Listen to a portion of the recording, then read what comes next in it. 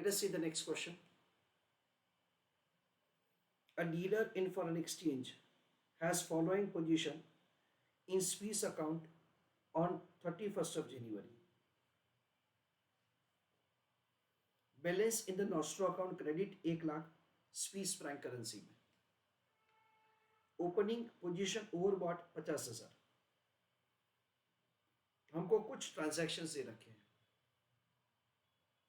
Explain what steps would the dealer take if he is required to maintain a credit balance of the Swiss franc 30,000 in the Nostro account and keep overbought position on Swiss franc 10,000. चलो, I want you to complete the answer, फिर मैं करके देता हूँ. चलो, let us have understanding how to do answer. देखो, हमको पहला तो इंफॉर्मेशन तो नॉस्ट्रो अकाउंट का बैलेंस और ओपनिंग बैलेंस दे रखा है. बाकी सब में हम लोग ट्रांजैक्शंस में सबसे पहले हम लोग कस्टमर का क्या ट्रांजैक्शन होगा और हमारा क्या ट्रांजैक्शन होगा वो लिख देते हैं. सबसे पहले हमको दे रखा है डेट से purchased a bill on Zurich. इसका मतलब क्या है कि हमने बिल डिस्काउंट किया है, यानी कस्टमर ने बिल डिस्काउंट किया है. तो कस्टमर का ट्रांजैक्शन क्या होगा? कस्टमर का ट्रांजैक्शन होगा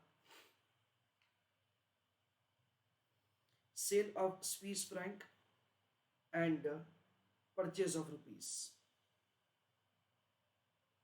यानी हमारा ऑफकोर्स उसके रिवर्स होगा. सोल्ड फॉरवर्ड टेलीग्राफिक ट्रांसफर, यानी उन्होंने फॉरवर्ड कॉन्ट्रैक्ट किया है in which they have enter into the transaction for sale. तो कस्टमर का ट्रांजैक्शन क्या वो लिख रहा हूं मैं, sell Swiss franc and purchase rupees. Forward purchase contract cancel, यानी पहले परचेज किया था फॉरवर्ड कॉन्ट्रैक्ट में, अभी वो कैंसिल करेंगे, यानी उसका क्या होगा? रिवर्स होगा. Remitted by telegraphic transfer. Remitted का मतलब क्या है कि उन्होंने गुड्स इंपोर्ट किया होगा कस्टमर ने, इसलिए कस्टमर ने क्या किया होगा? Sale of rupees and purchase of Swiss franc. तो हमको क्या करना पड़ेगा? We are required to remit the Swiss franc. Draft on Zurich was cancel, यानी ओरिजिनली ड्राफ्ट जो इश्यू किया था वो कैंसिल हो गया. जब ड्राफ्ट इश्यू किया होगा तभी कस्टमर ने क्या किया होगा? Sell rupees purchase Swiss franc, अभी उसका reverse sale of Swiss franc and purchase of rupees, ऐसा कस्टमर ने किया होगा. जो भी कस्टमर्स का ट्रांजैक्शन है वो सारा का सारा रिवर्स किया जाएगा. And that is the way we are required to enter into the transactions. चलो, I request all of you to write down answer. Transactions ये लिखना वॉलंटरी है, वो हम लोग सिर्फ हमारे समझने के लिए लिख रहे हैं. सीरियल नंबर, ट्रांजैक्शन, कस्टमर ने क्या किया वो लिख रहा हूं मैं, और उसके बेसिस से हम लोग क्या करेंगे वो हम लोग लिख रहे हैं. तो सबसे पहला ट्रांजैक्शन है purchase a bill on Zurich.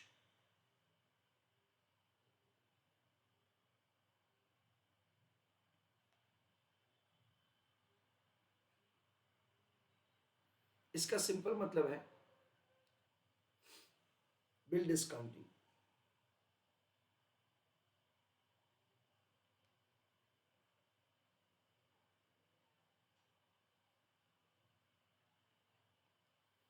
तो कस्टमर का क्या ट्रांजैक्शन होगा? It is sale of Swiss franc and purchase of rupees. हमारा ट्रांजैक्शन क्या होगा? Sale of rupees and purchase of Swiss franc. We understand and से बिल डिस्काउंट किया है तो इसका कंसिडरेशन हमको बाद में मिलेगा, इसलिए इसका इफेक्ट सिर्फ एक्सचेंज पोजीशन में आएगा. दूसरा, सोल्ड फॉरवर्ड टेलीग्राफिक ट्रांसफर, यानी क्या किया? से उन्होंने फॉरवर्ड कॉन्ट्रैक्ट किया है in which it is sale of Swiss franc and purchase of rupees. तो हमारा ट्रांजैक्शन रिवर्स होगा, sell rupees and purchase Swiss franc. Third, forward purchase contract cancel.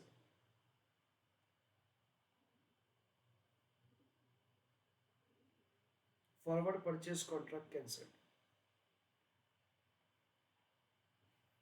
तो इनिशियली जब फॉरवर्ड कॉन्ट्रैक्ट किया होगा तो उन्होंने क्या किया होगा, sell rupees and purchase Swiss franc, ये कैंसिल करना है। तो कैंसिल कैसे होगा, रिवर्स ट्रांजैक्शन से, sale of Swiss franc and purchase of rupees. यानी हमको क्या करना पड़ेगा, हमको करना पड़ेगा sell rupees and purchase Swiss franc. Fourth, remitted by telegraphic transfer, उसमें क्या होगा, sell rupees and purchase Swiss franc, ऐसा का होगा, क्योंकि उनको रेमिट करवाना वहां पे। यानी हमने क्या किया होगा, sell Swiss franc and purchase rupees. Fifth, draft on ज़्यूरिच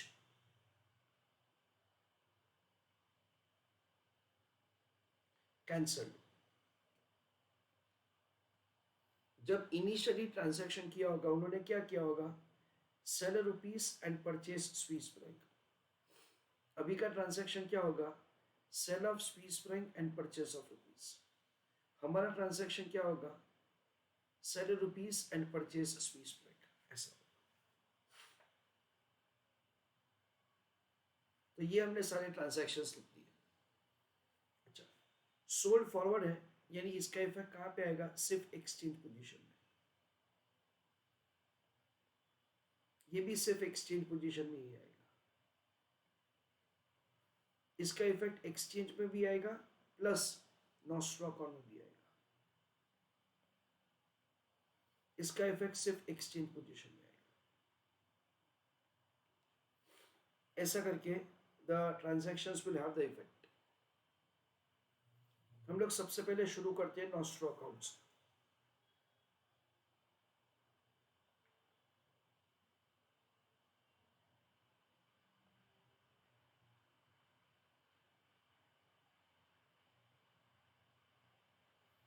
उसमें डेबिट और क्रेडिट। ओपनिंग बैलेंस हमको दे रखा है 1,00,000 क्रेडिट है, दैट इज ओपनिंग बैलेंस।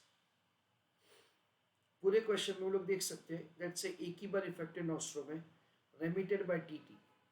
उस पर हमने क्या किया है, सेल्स फीस फ्रैंक किया है। तो देखो, remitted by TT 75,000।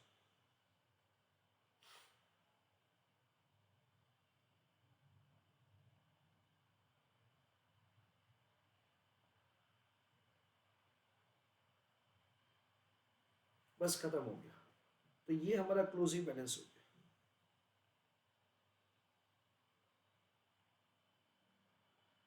Closing balance is $25,000।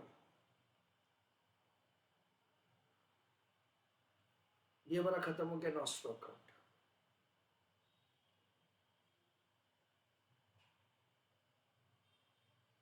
उसके बाद एक्सचेंज पोजीशन।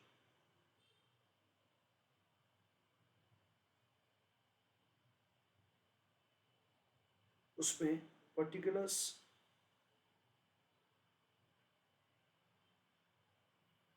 परचेस, सेल,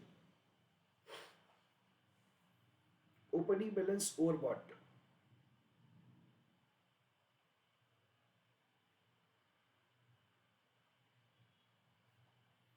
कितना है, 50,000।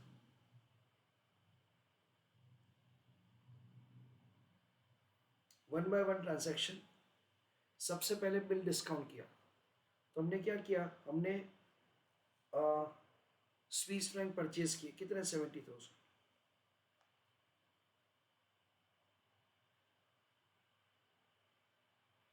सो ट्रांजैक्शन में परचेस्ड अ बिल कितने में, 70,000। Next, sale forward TT. उस पर हमने क्या किया, हमने परचेज किया।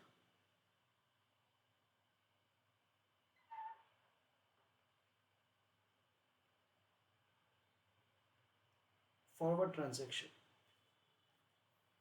It is 49,000.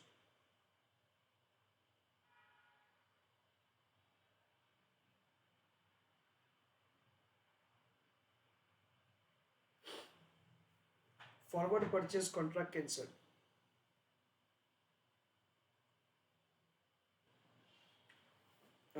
Friends I am sorry, ये जो ट्रांजैक्शन दे रखा है ना, सीएल फॉरवर्ड टीटी, वो डायरेक्टली बैंक का ट्रांजैक्शन दे रखा है.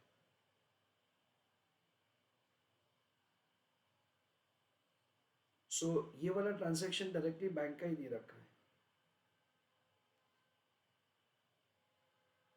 तो यहाँ पे फॉरवर्ड ट्रांजैक्शन,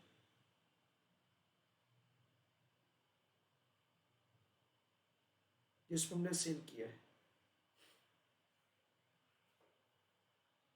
यानी हमारा ही ट्रांजैक्शन दे रखा है बैंक का. फॉरवर्ड परचेस कॉन्ट्रैक्ट कैंसिल, यानी हमने इनिशियली क्या किया था, हमने परचेस का कॉन्ट्रैक्ट किया था जो अभी हम लोग कैंसिल कर रहे हैं.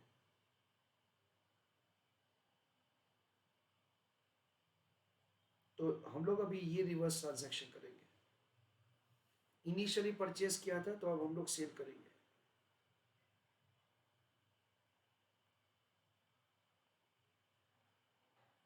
Forward purchase contract cancel, 41,000. Bank का ही ट्रांजैक्शन दे रखा है directly, remitted by TT.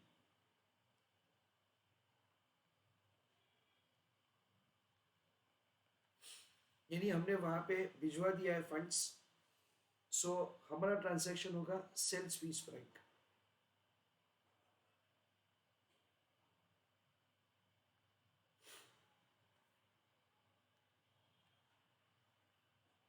Draft cancelled.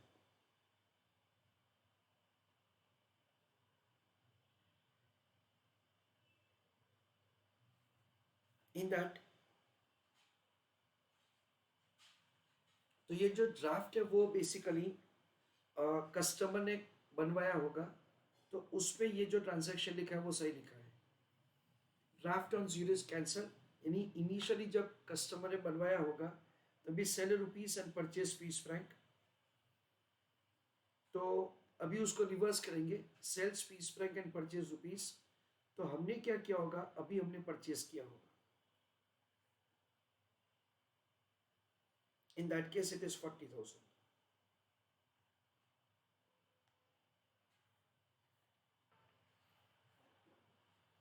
तो अभी हम लोग ये ट्रांजैक्शंस का टोटल करते हैं. 50,000 प्लस 70,000 प्लस 40,000, सो 1,60,000. यहाँ पे लिख रहा हूँ रफ में, 49, 41 एंड 75, 165. यानी हमारा सेल ज्यादा है, सेल का टोटल है 165, ये 165. तो ये बैलेंस हो जाएगा 5,000.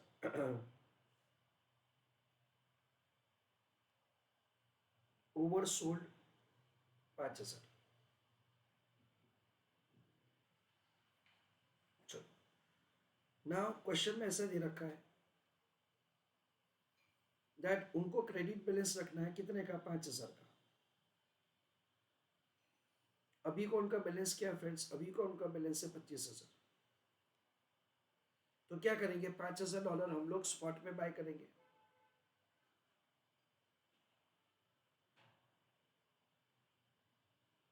इन order to maintain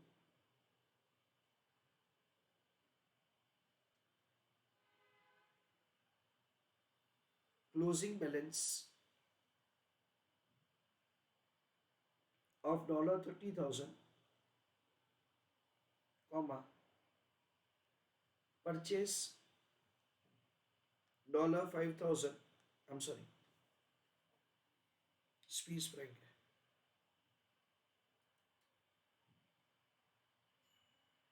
Purchase Swiss franc 5,000 spot full stop.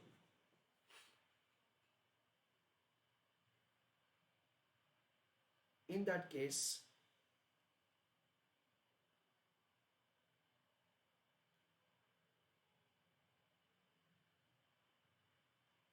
credit balance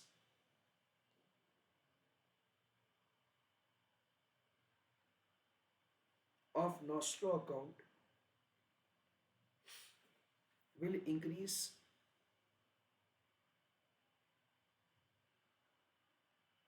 by Swiss franc 5,000, comma, it will increase to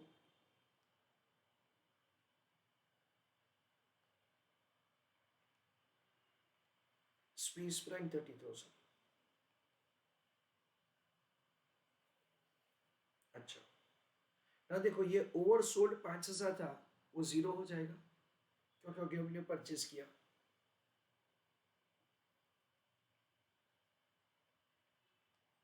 By entering into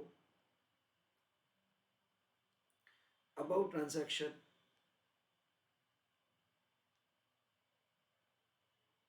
comma, oversold position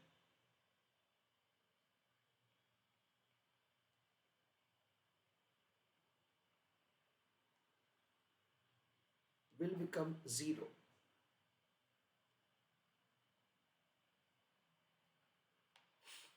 क्यों? क्योंकि हम लोग ऐसा समझ सकते हैं कि पहले क्या होता था, पहले ओवरसोल्ड था 5,000 से, अभी वो क्या हो जाएगा, जीरो हो जाएगा.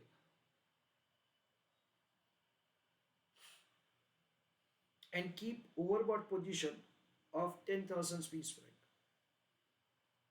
उसी में लिखो आगे, in order to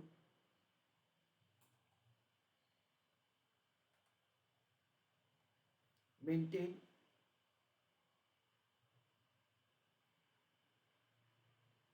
overbought position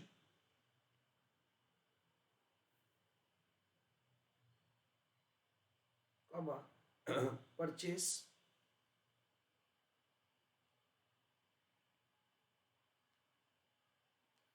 $10,000 Swiss franc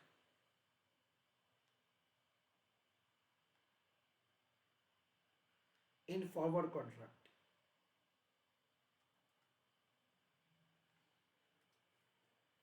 spot में नहीं खरीदेंगे, हम फॉरवर्ड में खरीदेंगे. क्यों? क्योंकि स्पॉट में खरीदेंगे तो उसका इफेक्ट नॉस्ट्रो में भी चला जाएगा और हमको नॉस्ट्रो में उसका इफेक्ट नहीं चाहिए, इसकी वजह से. तो पूरा क्वेश्चन में समराइज करता हूँ. Purchase the bill on Zurich, इसका मतलब ये है कि कस्टमर ने बिल डिस्काउंट किया. उन्होंने ये बोला कि आप लोग ये बिल हमको डिस्काउंट करके दीजिए. तो उन्होंने क्या किया, सेल स्वीस फ्रैंक और परचेज रुपीस. तो हमने क्या किया, sell rupees and purchase Swiss franc. इसका इफेक्ट सिर्फ एक्सचेंज पोजीशन में ही आएगा. क्यों? क्योंकि अभी बिल डिस्काउंट नहीं हुआ है. Sold forward TT. फ्रेंड्स, ये ट्रांजैक्शन हमको दे रखा है. Let's see these are the transactions in which the dealer has entered upon. तो ये सोल्ड फॉरवर्ड है ना, वो डायरेक्टली हमको बैंक का ही ट्रांजैक्शन दे रखा है. तो बैंक ने क्या किया, सेल फॉरवर्ड किया है. फॉरवर्ड परचेज वाज कैंसल, यानी इनिशियली जो हमने फॉरवर्ड में परचेज किया था ना, वो हमने कैंसिल किया, यानी हमने क्या किया, सेल किया. Remitted by TT. Remitted by TT में क्या होगा, लेट्स से कस्टमर ने हमको ऐसा बोला कि आप वहां पे फंड्स भिजवा दीजिए. तो कस्टमर ने दैट इज क्या किया, sell rupees and purchase dollar, यानी उन्होंने हम लोग को रुपीज दे दिया. हम लोग वहां पे क्या करेंगे, हम लोग sell Swiss franc and purchase rupees, यानी उनसे रुपीज ले लिया और हम लोग उनके सप्लायर को पेमेंट कर देंगे. Draft on Zurich was cancel. यहाँ पे इनिशियली क्या हुआ होगा, कस्टमर ने रुपीस दिया होगा और स्वीस फ्रैंक खरीदा होगा. नाउ कस्टमर को ये ट्रांजैक्शन रिवर्स करना है. So sell Swiss franc and purchase rupees. Customer जो भी करेगा उसका रिवर्स हम लोग करेंगे, यानी हमारा परचेज रुपीस होगा. ये सारे ट्रांजैक्शन में से सिर्फ यही एक ट्रांजैक्शन है जो नॉस्ट्रो का अफेक्ट कर रहा है. बाकी सब ट्रांजैक्शन सिर्फ एक्सचेंज पोजीशन को ही इफेक्ट कर रहे हैं. तो सबसे पहले हमने नॉस्ट्रो अकाउंट बना दिया, उसका क्लोजिंग बैलेंस आ रहा है 25,000। क्वेश्चन में दे रखा है कि हमको रखने का है 30,000, तो हमने क्या बोला कि आपको 5,000 स्विस फ्रैंक स्पॉट में खरीदना पड़ेगा। एक्सचेंज पोजीशन में ओपनिंग बैलेंस ये रखा है, it is 50,000 and it is overbought, इसलिए परचेज में लिखा। फिर जो सारे ट्रांजैक्शन है वो हमने लिख दिए, एंड उसके बाद हमारा क्लोजिंग बैलेंस आता है 5,000 and it is oversold position. पर ये 5,000 हमने स्पॉट में बाय किया, उसकी वजह से वो बैलेंस क्या हो गया, जीरो हो गया। हमको 10,000 का बैलेंस रखने का है, इसलिए हमने 10,000 स्विस फ्रैंक बाय किए, that is in the forward. क्यों? क्योंकि उसका इफेक्ट फिर एक्सचेंज पोजीशन में ही आएगा, उसका इफेक्ट नॉस्ट्रो अकाउंट में नहीं आएगा।